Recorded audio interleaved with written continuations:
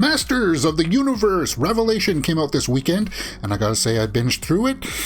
And I gotta tell you, guys, when I watched this, I had no idea that there was this big blowback on the internet, that people were raging and getting on Twitter and saying that this was a travesty. I had no idea about that at all.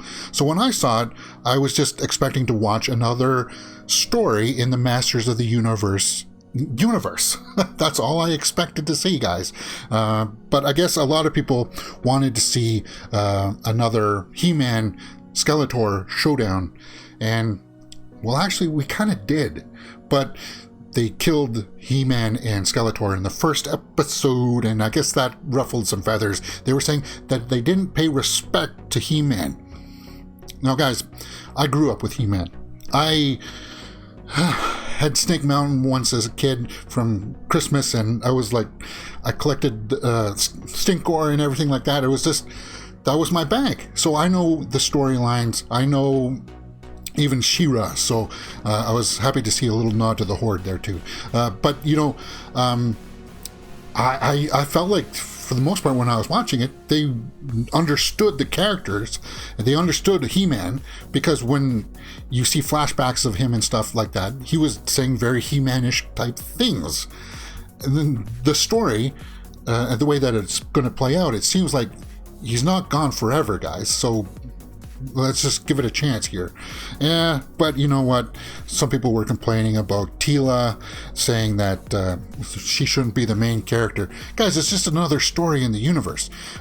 What happens is that basically once He-Man and Skeletor kind of off each other, Teela is in line to be the new Man-at-Arms, and that's expected. Okay, we all saw that coming a mile away, right?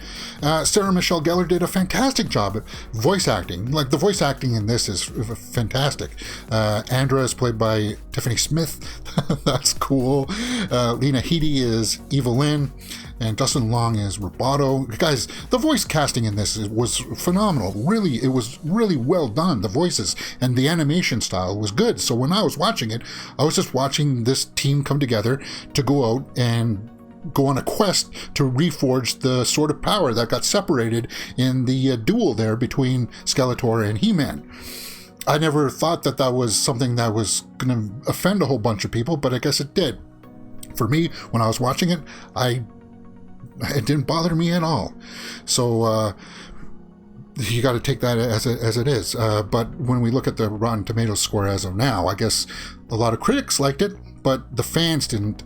And here's what's happening. From my estimation, the hate bandwagon has come out, and a lot of people have just jumped on it because it's the fun thing to do.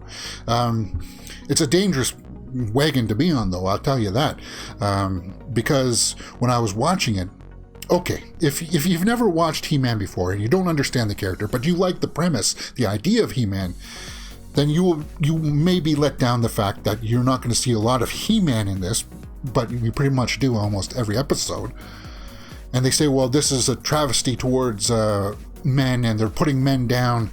Guys, the second episode is called, what, The Most Dangerous Man on Eternia or something like that? And it's all about Man-at-Arms. So I don't see that argument at all. And once people jump onto this bandwagon, it's so easy to get those clicks by going on here and raging about some issue that has no relevance to whatever is going on in this series. I've seen people complain that Teela's muscles are drawn too big. So what? Yes, she's muscular. Is there a thing going on between her and Andra? So what? Does that really matter? But if they are together, then that means that they hate men. They hate men. It's like, you're really stretching if you're wanting to say that, because it doesn't come across like that at all.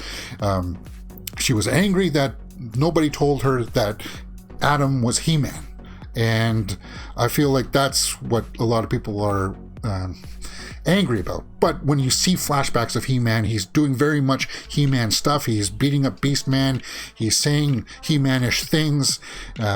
So we do get to see a lot of He-Man in this, despite what people are saying. And yeah, there's Beast-Man. I liked how they handled him too, because he was more loyal to Evil Lynn than he was to Skeletor. And I thought that was fun. That was just a lot of fun. They go on this quest to get the swords back from Subternia and the heaven part of Eternia. So I thought it was fun, guys. I thought it was really fun. And they even made me feel like I was going to shed a tear for Orko. Orko, of all people. I mean, come on.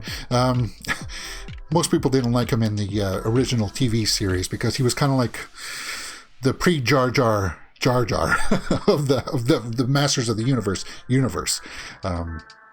Yeah, that's what.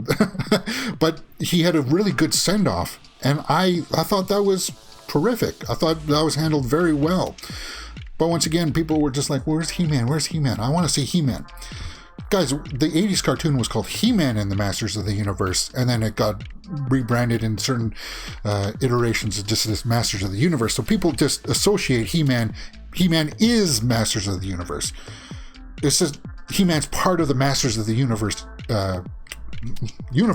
because we learned that when we go to the heaven part and we see other past champions there. One's named Grayskull. That's why the castle's named Grayskull. And I like how they set that up. That was handled very well. And I like how Adam, once he got there, he didn't want to look like He-Man. He wanted to just look like Adam. And that showed so much about his character. I really enjoyed that stuff. I don't see what people were complaining about too much. I can sort of see that, though, that I don't think Adam should have come back, because if he did, then he wouldn't be able to go back to heaven. And if he did, he should have just been the prince again for his parents. I felt like if they're going to go this way, make sure that Teela goes all the way to become the new hero of Grayskull. That's the way I would have done it, and maybe that's the way that the series is going to still go. But people were just like, I want to see He-Man and Skeletor, and if that's all you're complaining about, guys, give it a chance. Give it a chance, and don't get onto that bandwagon of it's an attack against men, and they're just putting men down. There's nothing like that in here. I like the fact that Triclops was rejecting magic and wanting to embrace technology. I like that part. But Teela was so awesome. Miss Sarah Michelle Gellar. I thought she was fantastic, guys.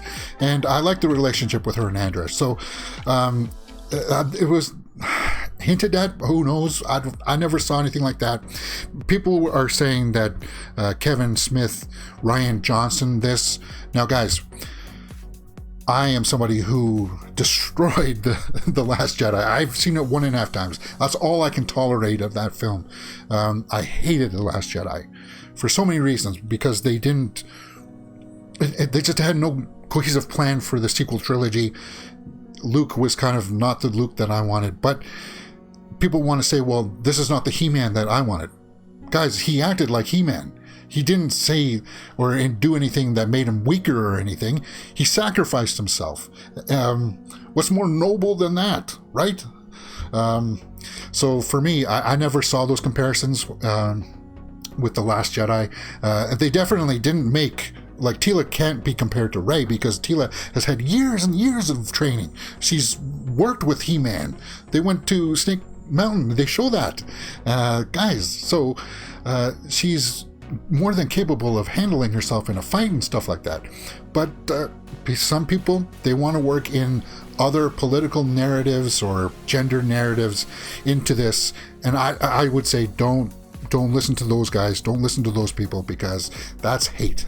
That's hate, and that's not what this was. This was like a homage. Now, I would tell you that this couldn't be a live-action movie, because what you do kill off He-Man in the first episode, but he's not really gone, guys. He's not really gone. It's just another story in the Masters of the Universe, and that's all I ever looked at it as. So, I'm looking forward to the next installment, like the next part of this of this season. I guess it's broken up into 2 parts, and I want to see more of Tila. And I hope she does become the next champion. I really do, because they set this up so well, and I like the narrative. And guys, it's just another series. It's just a series, and the next iteration of He-Man can go either back in time and we'll see more of He-Man, or we can go into the future and we'll see more of Tila. It's just, where's She-Ra? Why isn't she coming to help out? Maybe it's licensing issues. Who knows? But guys, that's my thoughts on He-Man, Masters of the Universe, Revelation. What did you think? Let me know in the comments below. If you were respectful, I'll leave the comments up and we'll talk about it, because there are some issues there that I agree with most people about some of the story issues. But as far as like the whole man-hating stuff, not respecting the character stuff, I don't buy that at all. And if somebody's talking about, well, it's not about what I wanted to see, it's about how you respect the characters. Those 2 things have nothing to do with each other. Nothing. So if somebody says that to you, they're talking out of their, you know? So that's the way I look at it. Yeah. Because He-Man was He-Man in this. He was. All right, that's it. Let me know what you thought about it in the comments below.